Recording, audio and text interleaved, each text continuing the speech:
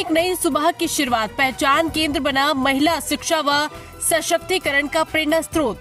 आपको बता दें कि जनपद अमरोहा के नौगावा सादात में 1 जून 2025 शिक्षा, समावेशिता और सामाजिक परिवर्तन के गौरव को समर्पित एक ऐतिहासिक क्षण में नौगावा सादात में पहचान महिला कौशल विकास केंद्र का उद्घाटन हुआ। ये केंद्र महिलाओं को केवल हुनर नहीं बल्कि आत्मविश्वास, आत्मनिर्भरता और असली पहचान देने का संकल्प है।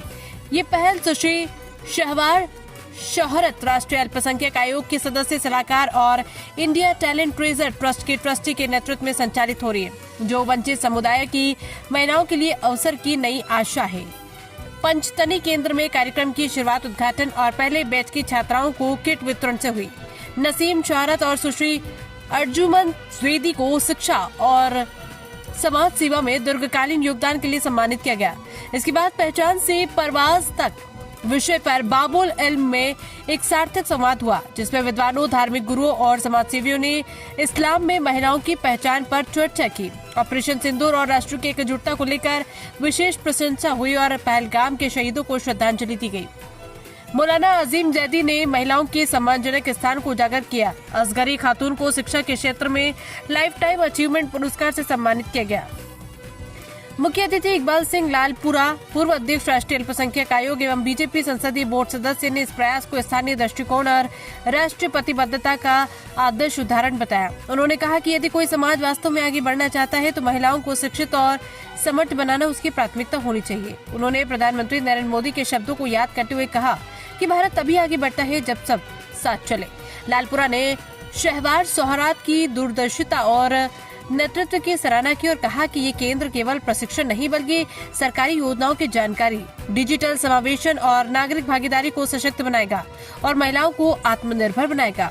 उन्होंने ये भी कहा कि भारत उन गिने चुने देशों में है जहां अल्पसंख्यकों की आबादी घट नहीं रही, बढ़ रही है। ये हमारी साझा तरक्की का परिणाम है।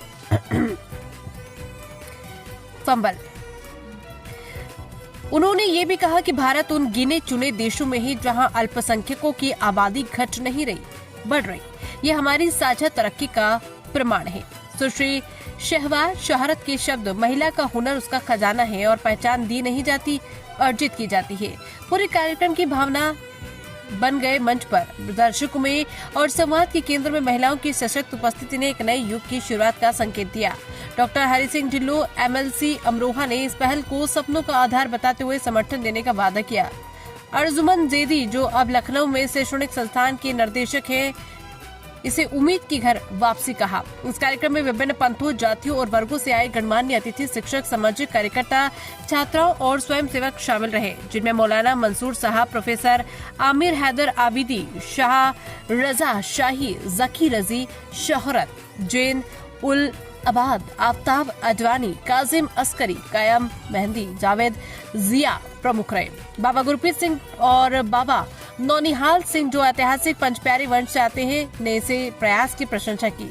हरभजन सिंह मुरादाबाद के सामाजिक कार्यकर्ता और व्यवसायियों ने भी समर्थन दिया। शोहरत ट्रस्ट और बाबुल इल्म ओरिएंटेड कॉलेज द्वारा समर्थित ये आयोजन इस संदेश के साथ संपन्न हुआ, जब महिलाएं शिक्षित और सशक्त होती हैं तब पूरी कौम उठ खड़ी होती है। पहचान अब एक प्रतीक है, आशा, आत्मपरिचय और एक नई शुरुआत का। रीजन में आते हैं मोहतरमा अर्जुमन जैदी साहिबा, जो लखनऊ से तशरीफ लाई हैं, मेरी बड़ी बहन। She is a source of inspiration for me, जिनको देख के मुझे बहुत इंस्पिरेशन। पहले नियत, फिर नीति और उसके बाद नेता।